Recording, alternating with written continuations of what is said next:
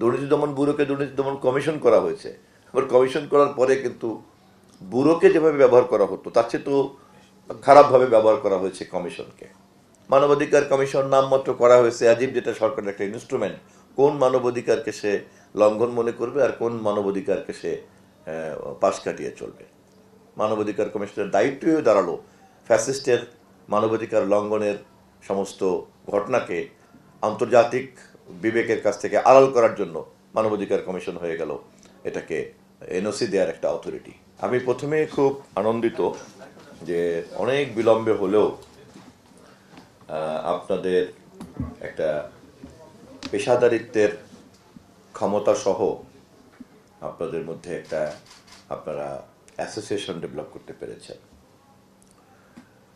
এবং আমি মনে করি যে এটা মন্ত্রী হিসাবে এই সেবা দেওয়ার জন্য, তথ্য সেবা দেওয়ার জন্য আমার যে সামগ্রিক পরিকল্পনা, এই পরিকল্পনার ক্ষেত্রে আপনাদের এই উদ্যোগ আমাকে আরো অনেক বেশি, মন্ত্রণালয়কে অনেক শক্তিশালী করবে, ব্যক্তিগতভাবে আমারও পরিকল্পনাগুলিকে অনেক বেগবান করবে।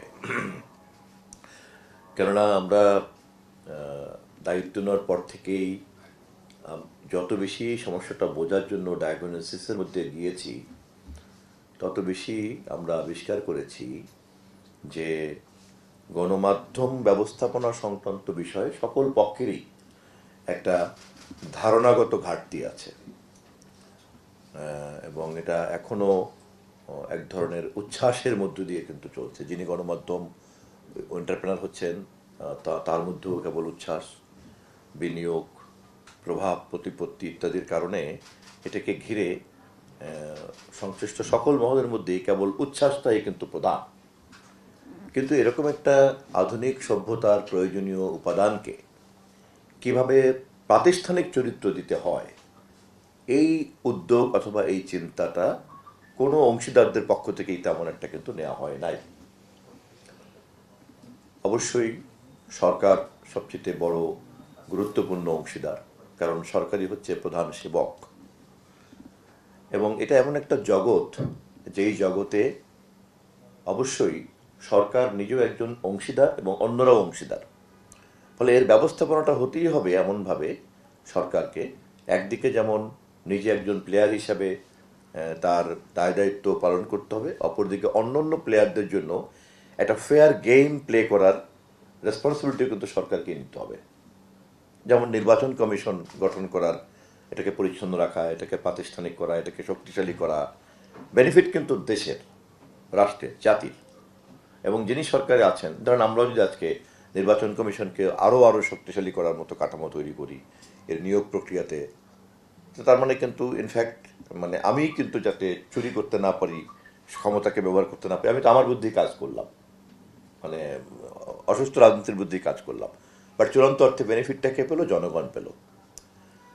ফলে গণমাধ্যমের ক্ষেত্রেও কিন্তু এটা হচ্ছে এমন একটা জগৎ যেখানে যেহেতু অংশীদারের সংখ্যা অনেক বেশি, ফলে এই অংশীদারদেরকে সহ এই পুরো প্রক্রিয়াটা চলমান রাখার জন্য আমাদেরকে অবশ্যই অবশ্যই একটা ক্ষমতাবান, স্বাধীন, দক্ষ, যোগ্য একটা কোয়ার্সি জুডিশিয়াল কমিশন বা কর্তৃত্ব বা কর্তৃপক্ষ আমাদেরকে তৈরি করতেই হবে। আধুনিক সভ্যতা পরিচালনা করার ক্ষেত্রে এর কিন্তু কোনো বিকল্প নাই। এই কাজটা কখনোই করা হয়নি বলে আমার কাছে মনে হয়েছে, বরঞ্চ সরকারের অতীতের সবসময় দৃষ্টিভঙ্গিটা ছিল নিয়ন্ত্রণটাই বোধহয় প্রধান, কে কত নিয়ন্ত্রণ করতে পারে সেটাই প্রধান। মালিকের ক্ষেত্রে মনে হয়েছে তার প্রফিট, যদি প্রফিট নাও আসে, যেহেতু দুর্বল রাষ্ট্র কাঠামো, ফলে প্রভাব বিস্তার করার জন্য হলো একটা গণমাধ্যম দরকার। অন্যত্র অবৈধ আয় আছে, সেটাকে পাহারা দেওয়ার জন্য হলো একটা গণমাধ্যম দরকার। বেকারত্বের কারণে এই ধরনের অনিয়মকে মেনে নিয়েই এক ধরনের সাংবাদিকতার জগতে একদল তরুণ প্রবেশ করেছেন যাত্রালগ্ন থেকেই। তারা অনেকে এখন পরিণত হয়েছেন, ম্যাচিউরড হয়েছেন। আমি যেহেতু একজন রাজনৈতিক কর্মী দীর্ঘদিনের, ফলে আমাদের চোখের উপরেই কিন্তু ঘটনাগুলি ঘটেছে, এবং একজন সমাজবিজ্ঞানের ছাত্র হিসাবে এই পরিবর্তনের জটিলতা, গতি প্রকৃতি সম্পর্কে আমি কিছুটা সচেতন। ফলে এর আপাত দৃশ্যমান ব্যাপারটাও যেমন তো সবাই আমরা বুঝি, তেমনি এর ভিতরের জটিলতাটাও কম বেশি যারা বোঝেন, আমি নিজে তার সেরকম একজন ছাত্র। আমি আপনাদেরকে ধন্যবাদ জানাই এই কারণে যে আজকে মাননীয় প্রধানমন্ত্রীর সঙ্গে সব পত্রিকা সম্পাদকদের যে এডিটর্স কাউন্সিলের ওনার সৌজন্য সাক্ষাৎ হবে, এর আগে নবাবের সাক্ষাৎ হয়েছে, এরপরে হয়তো টেলিভিশন মালিকরাও কথা বলবেন। আপনারাও আপনাদের যেহেতু একটা প্রতিষ্ঠান দাঁড় করিয়েছেন, আপনারা নিশ্চয়ই আশা প্রত্যাশা ব্যক্ত করবেন বা আগ্রহ ব্যক্ত করবেন ওনার সঙ্গে মত বিনিময় করার। আমরা এই মত বিনিময় পর্বগুলি সমস্ত অংশীদারদের সঙ্গে সঙ্গে যদি শেষ করে ফেলতে পারি, তারপরেই কেবলমাত্র আমরা একটা কনসেনসাসের ভিত্তিতে একটা গ্রহণযোগ্য, নিরপেক্ষ, দক্ষ কমিশনের দিকে আমরা যেতে পারবো। এই লক্ষ্যে যাওয়া ছাড়া আর কোনো যদি সমাধান কারোর কাছে থাকে আমরা শুনতে পারি, তবে আমাদের জানা মতে এর চাইতে আর কোনো লক্ষ্য আর কিছুই নাই।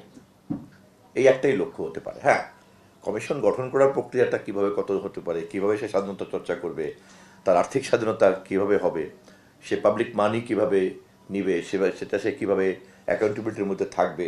কমিশন নিজে একটা কোয়ার্সি জুডিশিয়াল অথরিটি হলেও তাকেও তোমার একটা অ্যাকাউন্টেবিলিটির মধ্যে থাকতে হবে, কারণ তাকে যে এম্পাওয়ারমেন্ট করা হবে, সেই এম্পাওয়ারমেন্ট যে সে মাস কমিউনিকেশনের, মাস মিডিয়ার ফ্রিডম এবং রেসপন্সিবিলিটিকে এনশিওর করার জন্য সে প্রপার মেকানিজমটা করতে পারছে কিনা, এটার নামে সে কোনো ধরনের কোনো আবার কর্তৃত্বের মধ্যে যাচ্ছে কিনা। নামে কমিশন, বাট আসলে দেখা গেল যে একটা ইনস্ট্রুমেন্ট হয়ে গেল, একটা ফ্যাসিস্ট গভর্নমেন্টের ইনস্ট্রুমেন্ট। যেমন আমাদের দেশে তো আমরা দেখেছি দুর্নীতি দমন ব্যুরোকে দুর্নীতি দমন কমিশন করা হয়েছে, আবার কমিশন করার পরে কিন্তু ব্যুরোকে যেভাবে ব্যবহার করা হতো তার চেয়ে তো খারাপভাবে ব্যবহার করা হয়েছে কমিশনকে।